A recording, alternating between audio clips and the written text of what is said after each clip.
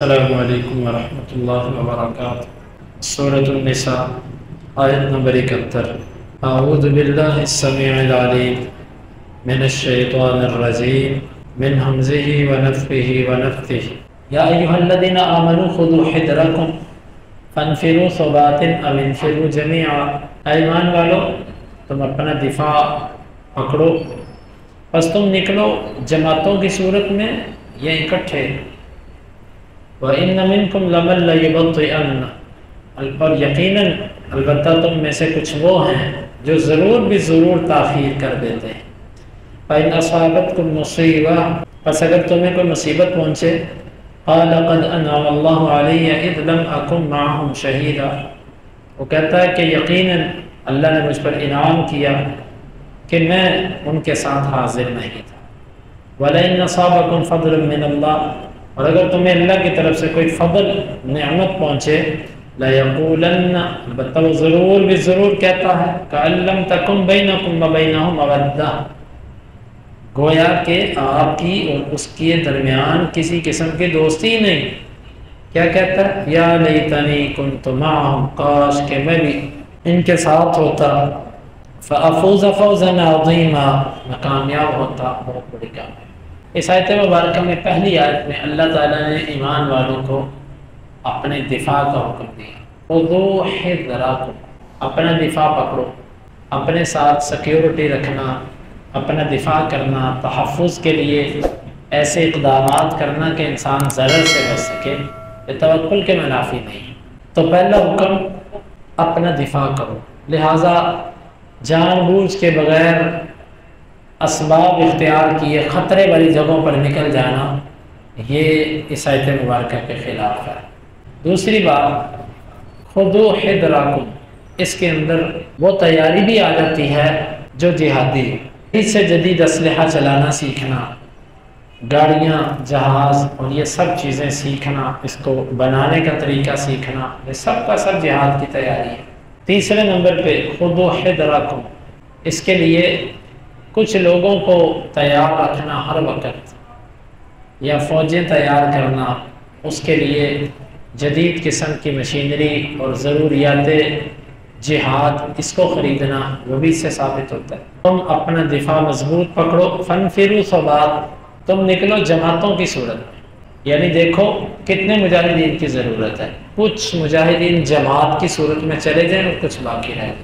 اب انفروا جمیعا، یا تم سارے نکل جاؤ، ایک دو جماعتیں نہیں بلکہ جتنے لوگ ہو سب نکلو، اس کو کہتے ہیں نفیر عام۔ نفیر عام یہ ہوتا ہے امیر کی طرف سے، خلیفہ کی طرف سے یہ اعلان کر دیا جائے کہ سب کے سب نکلو۔ تو تم مصلحت کو دیکھو، ضرورت کو دیکھو، اگر تو ایک جماعت کے نکلنے کی ضرورت ہے تو جماعت جائے، اگر سب کے نکلنے کی ضرورت ہے تو سب جائیں۔ وَإِنَّ مِنْكُمْ لَمَن لَّيُبَطِّئَنَّ، اور تم میں سے کچھ ایسے بھی ہیں جو اس ضرور بھی ضرور تاخیر کر دیتے ہیں۔ اس آیت کے دو مطلب، یعنی دو مصداق اس کے بیان۔ ایک قول یہ ہے کہ آیت مبارکہ منافقین کے بارے میں کہ تم میں سے بعض منافقین ہیں جو تاخیر کر دیتے ہیں۔ کس میں؟ جب ان سے کہا جاتا ہے جہاد کے لیے نکلو، اللہ کے راستے میں دو، اس طرح کے کام جو ان کے اوپر طبیعت پر بوجھ ہوتے ہیں، اس کو کرنے میں وہ تاخیر کر دیتے ہیں۔ دوسرا اس کا معنی یبطئن کا معنی، اس لفظ کا معنی بعض اہل علم نے تو اس کا معنی کیا وہ تاخیر کرتے ہیں، اور بعض نے اس کا معنی کیا وہ لوگوں کو سست کر دیتے ہیں۔ تم میں سے کچھ ایسے ہیں وہ لوگوں کو نکلنے سے سست کر دیتے ہیں کہ نہ نکلو یار، فائدہ ہے آگے جانے کا۔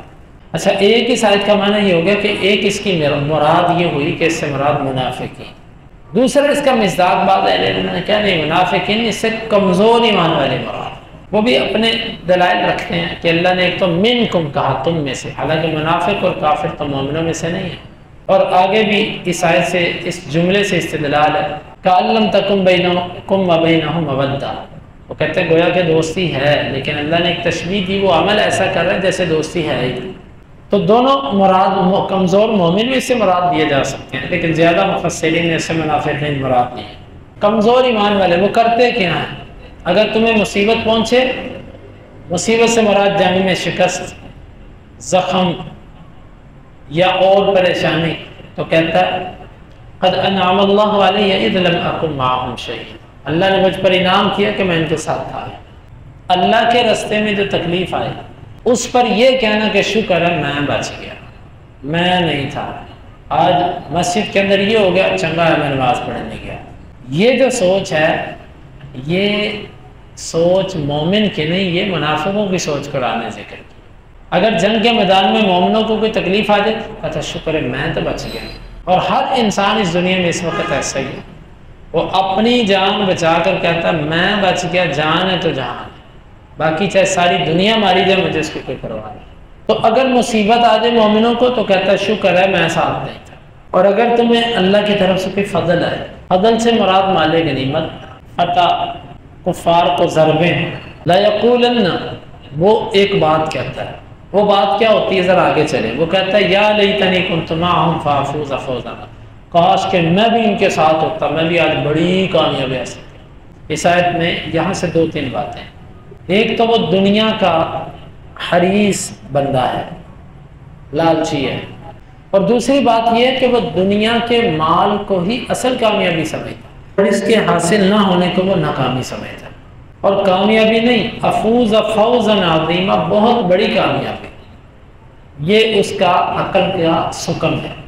اور یہ بات کہتا کس انداز میں ہے کہ آج میں کاش میں ساتھ ہوتا تو کامیاب ہو جاتا، کألم تکن بینکم وبینہم مودہ، وہ بات ایسے انداز میں کہتا ہے جیسے آپ کا اور اس کا تعلق ہی کوئی، حالانکہ تعلق تو ہے کیونکہ ظاہری کلمہ تو اس سے پڑا ہوا ہے، لیکن چونکہ وہ ایک صرف ظاہری طور پر ہے، حقیقت میں دلوں کے اندر ایمان نہیں ہے، اس لیے وہ کھل کے بات کر نہیں سکتا، حسرت بھرے انداز میں کہتا ہے کاش کہ میرا اور ان کا آج تعلق ہوتا اور میں بھی گیا ہوتا، حالانکہ تعلق ہے لیکن وہ یہ بات کرتا ہے ایسے انداز میں جیسے تعلق نہیں، کیونکہ اس کو پتہ دلوں میں تعلق نہیں ہے، یہ ظاہری اثر۔